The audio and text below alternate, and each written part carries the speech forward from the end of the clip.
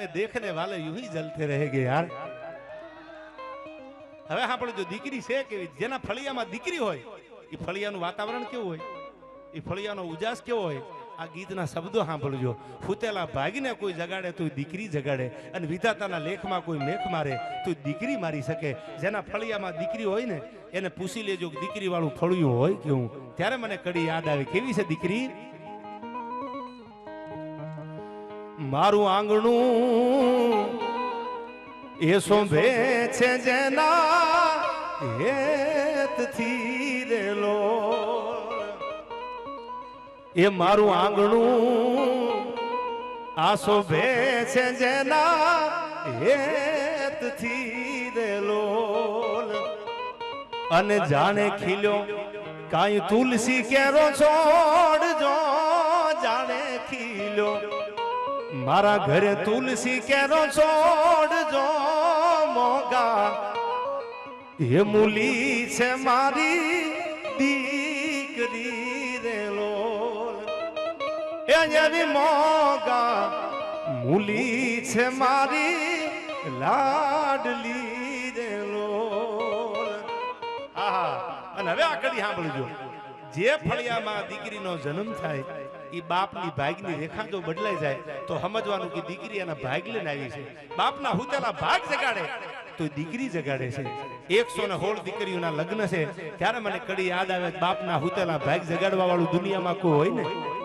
દીકરી જેટલો બાપને પ્રેમ કરે એટલો પ્રેમ દુનિયામાં કોઈ કર્યો નથી, અને જેટલો બાપ દીકરીને પ્રેમ કરે એટલો દુનિયામાં કોઈ પ્રેમ નથી કર્યો. હવે ની કડી સાંભળ્યો શું કીધું છે, દીકરી હોય કેવી. એને પગલી રે પાડી જગાડ્યું ભાગને રેલો, એને પગલી રે પાડી જગાડ્યું ભાગને. બાપના હુતેલા ભાગને કોઈ જગાડે, માણા એમ કે ને કે તો બહુ ભાગશાળી માણા છે. બાપના હુતેલા ભાગને કોઈ જગાડ્યું હોય તો આ દેશની દીકરીએ જગાડ્યું છે. ત્યારે આ કડીમાં મેં કીધું કેવી છે આ દેશની દીકરીઓ. એને પગલી રે પાડી જગાડ્યું ભાગને રેલો, અને લેખમાં એને માર્યા છે કાઈ મેખ જો, લેખમાં એને આજ માર્યા છે કાઈ મેખ જો મોગા.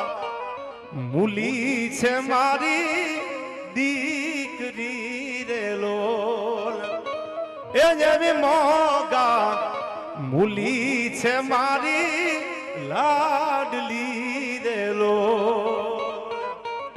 આ દીકરી હતી જેને હુતેલા બાપના ભાગ જગાડ્યા છે. આવી એક નહીં 1000 કથાઓ એવી છે દીકરીએ બલિદાન આપ્યું, દીકરીએ સમર્પણ કર્યું છે. અને એવી દીકરી જયારે પરણીને હાહરે જાતી હોય ત્યારે કવિ દાદ બાપુની કલમ મને યાદ આવે. દીકરી માટે કીધું છે, કેવી છે દીકરી.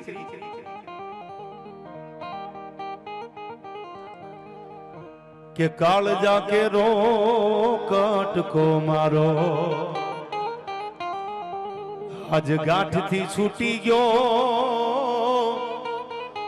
એ મમતા રૂવે જેમ વેળુમાં, એ મમતા રૂવે આજ જેમ વેળુમાં જ વીરડો ફૂટી ગયો. આ કાળજા કેરો કટકો મારો ગાંઠથી છૂટી ગયો. છબતો નહીં જેનો પગ ધરતી ઉપર, ઈ પગ જ્યાં થંભી ગયો. છબતો નહીં પગ ધરતી ઉપર, ઈ પગ યા થંભી ગયો.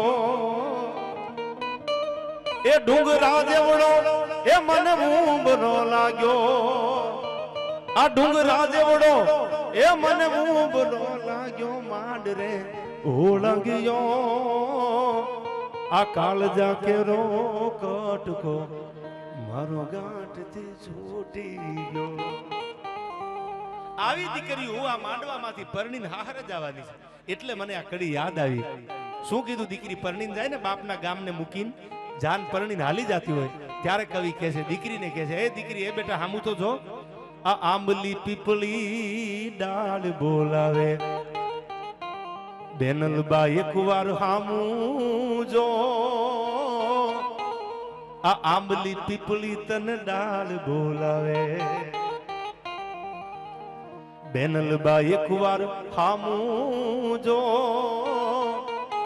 એ ધૂબકા દેતી તુજે ધરામાં આ ધૂબકા દેતી એ તુજે ધરામાં મારે આરો અણહરો આ કાળજા કેરો કટકો મારો ગાંઠથી છૂટી ગયો